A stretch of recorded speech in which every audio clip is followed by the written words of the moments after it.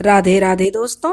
आज हम आपको सुनाएंगे दो भाइयों की कहानी, जैसी करनी वैसी भरनी।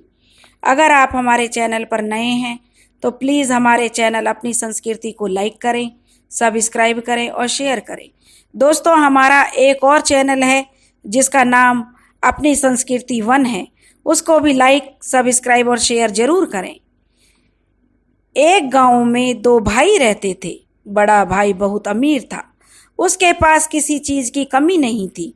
वह बहुत घमंडी भी था।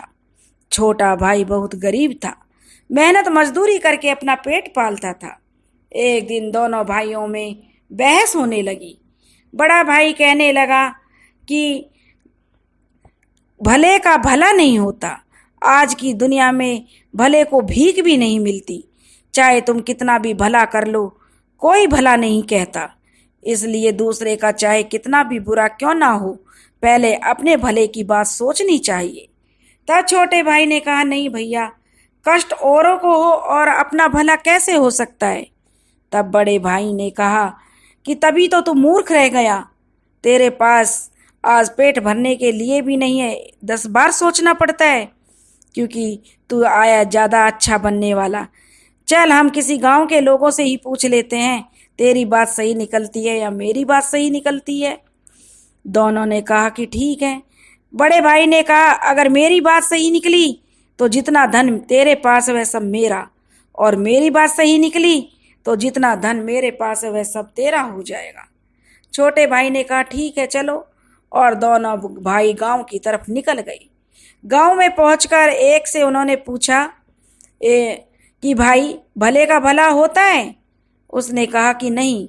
दो तीनों से पूछा, सभी लोगों के कहने लगे कि आजकल भलाई का जमाना ही नहीं रहा। भलाई करने वाला तो भूखा मरता है। भले आदमी का कहीं गुजारा नहीं होता, और जो बुरी राह पर चलता है वह खूब फलता फूलता है, धन धान्य से सुखी रहता है। अब छोटे भाई के पास खेत का एक छोटा सा टुकड़ा था। वह भी शर्त में हार गया, और वह बड़े भाई ने उस खेत को अपने हिस्से में मिला लिया, क्योंकि उसकी नज़र तो भाई के छोटे से खेत के टुकड़े पर भी थी। वह तो बहुत लालची था। अब बेचारा छोटा भाई सीधा साधा था। अब वह दाने दाने का मोहताज हो गया। बीवी बच्चे भूख के मरने लगे। कोई उधार नहीं देता था। एक दिन वह अपने बड़े भाई के पास गया और बोला, भैया, थोड़ा सा अन्न उधार दे दीजिए। अन्न उधार लेने के लिए अपने भाई से कहने लगा, तो भाई ने कहा, सोचा कि वह तो अपना भाई है, जरूर अपनी मदद कर देगा, और भाई ही भाई की मदद करता है। अपने बड़े भैया से कहने लगा, भैया, मुझे 10 किलो गेहूं उधार दे दो, घर में अन्न का दाना नहीं है, बच्चे भूखे मर रहे हैं। बड़े भाई ने तुरंत कहा, ऐसे दो और पैसे दो और जितना चाहे उतना ले जाओ। छोटे भाई ने कहा, मेरे पास पैसे होते तो फिर बात क्या थी। इस पर बड़े भाई ने कहा, तो फिर एक काम करो, कुछ तो तुम्हें देना पड़ेगा, तभी मैं अन्न दूंगा। तब वह कहने लगा, भैया, ऐसा मैं क्या दे सकता हूँ, एक जमीन का टुकड़ा था, वह तो आप पहले ही ले चुके हो। तब वह कहने लगा, एक काम कर, अपनी एक आंख मुझे दे दे और 10 किलो अनाज ले जा। छोटे भाई ने सोचा, भैया मजाक कर रहा है, गेहूं के बदले आंख तो नहीं लेगा। पर बड़े भाई ने गेहूं के बदले अपने छोटे भाई की एक आंख निकलवा ली। यह देखकर उसके बीवी बच्चे रोने लगे कि तुमने यह क्या कर दिया। थोड़े दिन तो आराम से निकल जाएंगे, लेकिन फिर भी अनाज खत्म हो जाएगा। आंख होती तो तुम कुछ कमा खा सकते थे। लेकिन वह कहने लगा, मुझसे बच्चों की भूख बर्दाश्त नहीं हुई, इसलिए मैं भैया से कुछ अनाज ले आया। अब 2-4 दिन, 10-15 दिन तो आराम से निकल गए, फिर वही अनाज खत्म हो गया और वही फांका पड़ने लगा, बच्चा भूखा मरने लगे। छोटा भाई हार कर फिर बड़े भाई के पास गया और उससे अपने भूखे बिलखते हुए बच्चे देखे नहीं जा रहे थे, तो वह जाकर कहने लगा, भाई, मुझे और अनाज दे दो। तो भाई ने कहा कि दूसरी आंख दे दो, गेहूं ले जाओ। छोटे भाई ने दूसरी आंख भी निकाल कर दे दी। बड़े भाई ने दूसरी आंख भी ले ली। अब दोनों आंख देकर वह घर आया तो बीवी बच्चे यह देखकर जोर जोर से रोने लगे कि यह तुमने क्या कर दिया, अब क्या होगा, अब हमारी जिंदगी कैसे कटेगी। हम तो जैसे तैसे कर लेंगे, लेकिन तुम अंधे हो गए हो, तुम्हारा क्या होगा? तब वह छोटा भाई कहने लगा, अब मैं अंधा हो गया हूं, लोग मुझे भीख दे दिया करेंगे, तुम मुझे सड़क के किनारे पर बैठा आना, और जो भी मुझे भीख मिलेगी उससे हमारा गुजारा होने लगेगा।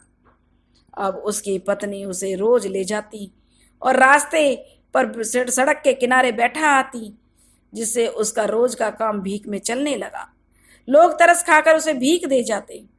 एक दिन बैठे बैठे बहुत देर हो गई और उसकी पत्नी उसे लेने नहीं आई। उसने बहुत समय तक अपनी पत्नी की राह देखी, लेकिन वह नहीं आई। रात बहुत हो गई तो वह अपने घर की तरफ चल दिया, पर दोनों आंखें नहीं होने के कारण वह रास्ता भटक गया। आखिर उसने सोचा, अब तो यहीं रह बैठकर रात गुजार लेता हूं, और आगे चला गया तो और रास्ता भटक जाऊंगा।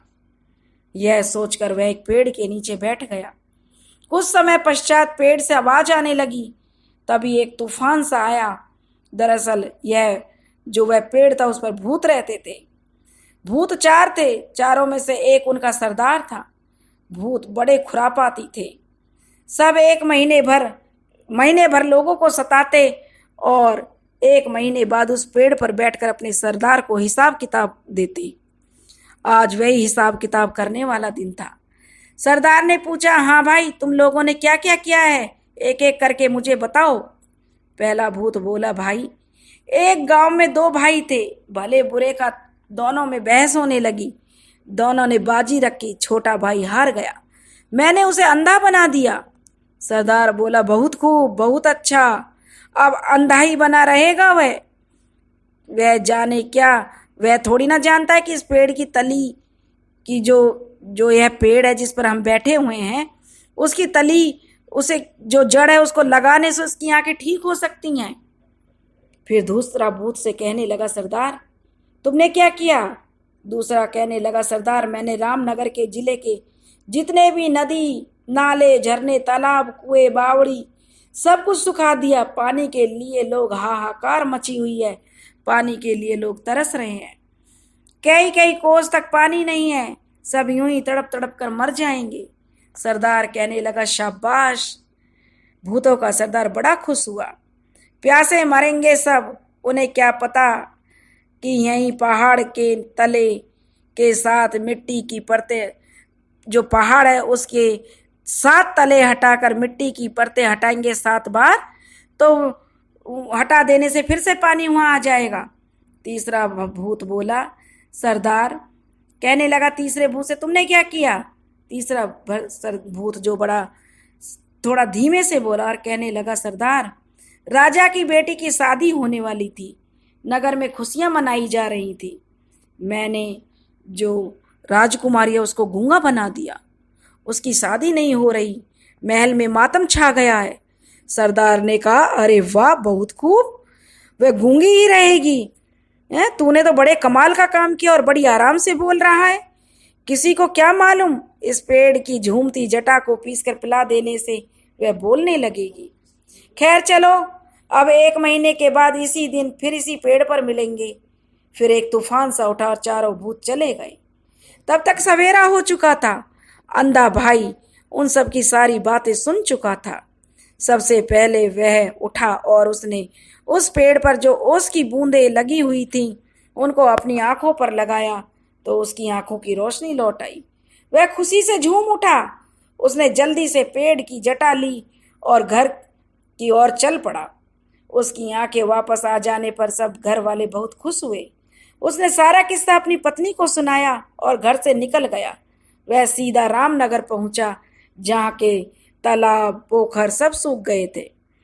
उसके परिवार वाले बड़े खुश थे कि चलो जो भी करोगे अच्छा करोगे, इसलिए तुम रामनगर चले जाओ, क्योंकि रामनगर में लोगों का पानी नहीं मिलने से प्यासा मरने लगे थे, उनका बहुत बुरा हाल। जब छोटा भाई रामनगर पहुंचा तो वहां की हालत देखकर उसे बड़ा रोना आ गया। सूख कर धरती फट रही थी, कहीं भी एक बूंद पानी नहीं था, हाहाकार मचा हुआ था। उसने पहाड़ के नीचे से 7 परतें निकाली ही थी कि फिर से कुएं तालाब झील सब में पानी भर गया। सब लोग खुशी से झूम उठे। सब लोग उस छोटे भाई को बहुत ही आशीर्वाद देने लगे। अब वह वहां से सीधा राजा के पास गया। वह राजा के महल में जा पहुंचा।